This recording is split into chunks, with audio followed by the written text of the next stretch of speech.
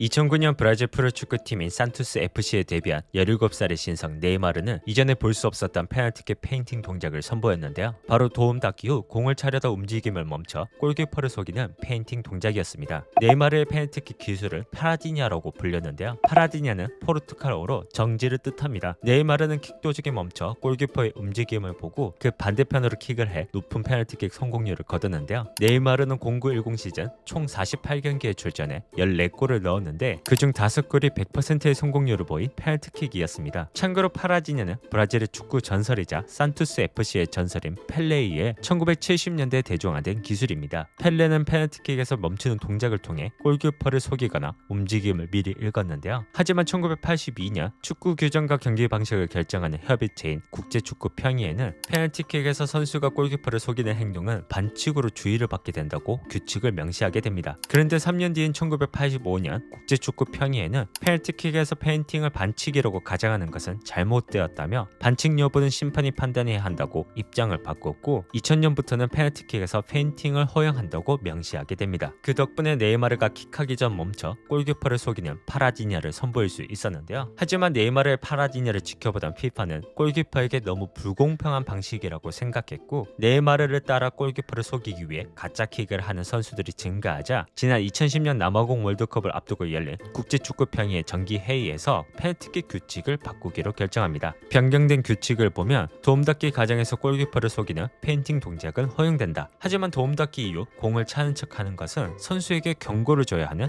반스포츠적 행위로 간주한다. 결국 바뀐 페널티킥 규칙에 따라 네이마르의 파라디냐는 역사 속으로 사라지게 되었고 선수가 도움닫기 이후 킥을 멈추거나 차는 척 골키퍼를 속이는 페인팅 동작은 더 이상 볼 수 없게 되었습니다. 지난 2021년 메이저리그에는 역대급 투타격업 선수에 의해 새로운 역사가 쓰였는데요. 새로운 역사를 쓴 야구 선수는 투수와 타자로서 모두 맹활약을 펼친 오타니 쇼헤이입니다. 오타니는 2021 시즌 아메리칸 리그 홈런 3위, 장타율 4위, OPS 5위, 도루 8위를 기록하는 동시에 23경기 선발 등판에 9승 2패, 방어율 3.18, 삼진 156개를 기록하며 투타격업 선수로서 성공을 거뒀는데요. 메이저리그에서 투수와 타자로서 이런 성공을 거둔 선수는 1900년대 초반 투수로 경력을 시작해 이후 타자로 전향한 베이비 루스 이후 약 100년 만입니다. 오타니는 2021년에 2개의 기네스 세계 기록을 세웠는데요. 첫 번째는 단일 시즌의 투수로서 100개 이상의 이닝과 삼진, 그리고 타자로서 100점 이상의 타점과 득점, 100개 이상의 안타를 기록한 최초의 메이저리그 선수. 두 번째는 메이저리그 올스타전에 투수와 지명 타자로서 선발 출전한 최초의 메이저리그 선수입니다. 오타니는 메이저리그 역사에 자신의 이름을 올리며 만장일치로 아메리칸 리그 MVP를 수상했고 최고 지명타자 상인 에드가 마르티네즈 상을 받은 최초의 투수이자 일본인 선수로 등극했고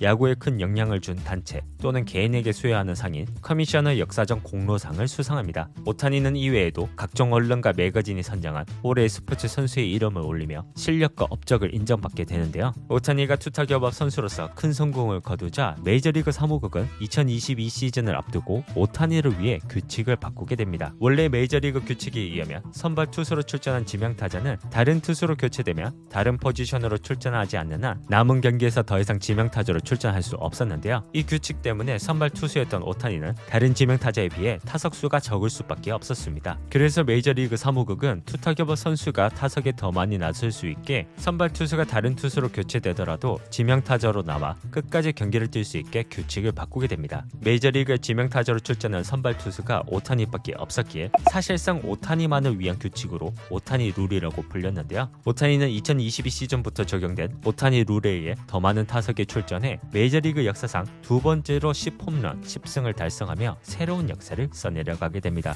지난 1999년 NBA는 선수가 포스트업을 할 때 5초 안에 패스나 슛을 해야 한다는 5초 룰을 만들어 도입하게 됩니다. 5초 룰은 또 다른 이름으로 불리기도 했는데요. 바로 찰스 바클리 룰입니다. 찰스 바클리는 1984년 NBA 드래프트 전체 5순위로 필라델피아 76서스에 지명되며 NBA에 데뷔했는데요. 바클리는 신장 198cm, 체중 114kg, 윙스팬 221cm로 NBA 파워포워드 평균 신장인 207cm보다 약 10cm 가까이 작았지만 긴 팔과 타고난 운동 능력 그리고 힘으로 그 차이를 극복했는데요. 바클리는 16시즌 동안 평균 22.1득점, 11.7 리바운드, 3.9 어시스트를 기록해 부족해 데뷔 시즌인 84, 85 시즌을 제외하고 단 한 시즌도 한 자릿수 리바운드를 기록한 적이 없습니다. 바클리는 작은 키를 가지고도 리바운드 왕을 차지할 정도로 몸싸움에 탁월했는데요. 몸싸움에 탁월했던 바클리가 리바운드만큼 잘했던 플레이가 바로 포스트업입니다. 바클리는 자신보다 키나 덩치가 큰 선수들을 상대로도 등을 쥐고 힘으로 밀고 들어갔고,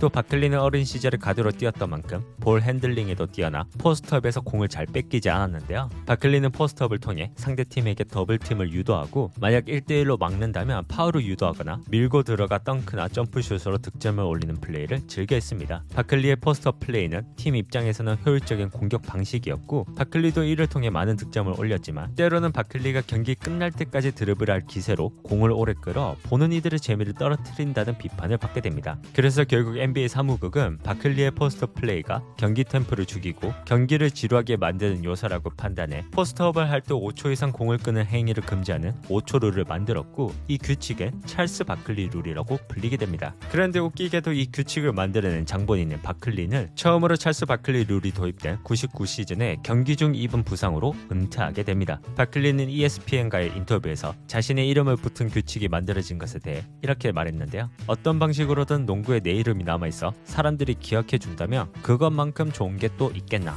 지난 2008년 메이저리그는 전례 없는 투수와 타자의 자리 싸움으로 새로운 규칙을 만들게 되었는데요. 바로 스위치 피처와 스위치 히터가 만났을 경우 어느 손으로 던지고 칠지 정해야 하는 팻 밴디트 룰입니다. 마이너리그에서 마무리 투수로 활동한 밴디트는 선천적으로 오른손 잡이였지만 훈련을 통해 양팔을 능숙하게 사용할 수 있는 스위치 피처였는데요. 밴디트는 오른팔로 슬라이더, 커브볼, 140km대의 패스트볼을 던질 수 있었고, 왼팔로는 슬라이더와 130km 후반대의 패스트볼을 던질 수 있었습니다. 밴디트는 양팔로 제구가 가능한 프로야구에서 매우 보기 드문 투수였는데요. 그런데 이 전례 없는 스위치 피처 때문에 2008년 싱글A 경기에서 전례 없는 사건이 일어나게 됩니다. 이날 밴디트는 마무리 투수로 마운드에 올랐는데 9회 말 투아웃에 상대한 타자가 하필 스위치 히터인 랄프 헨리케스였습니다. 보통 자투수가 자타자에 유리하고 우투수가 우타자에 유리하기 때문에 두 선수는 서로 유리한 이점을 가지기 위해 타석과 글러브를 계속해서 바꾸게 되는데요. 이 두 선수는 무려 7분간 자리를 오가며 신경전을 펼쳤고, 심판이 헨리케스에게 오른손 타석에 설 것을 명령하며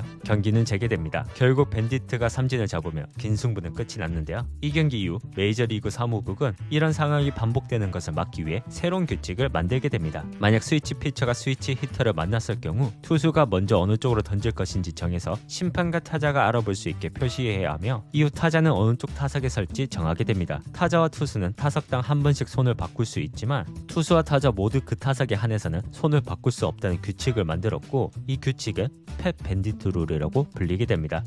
영상 시청해 주셔서 감사합니다. 흥미로운 스포츠 컨텐츠로 찾아뵙겠습니다.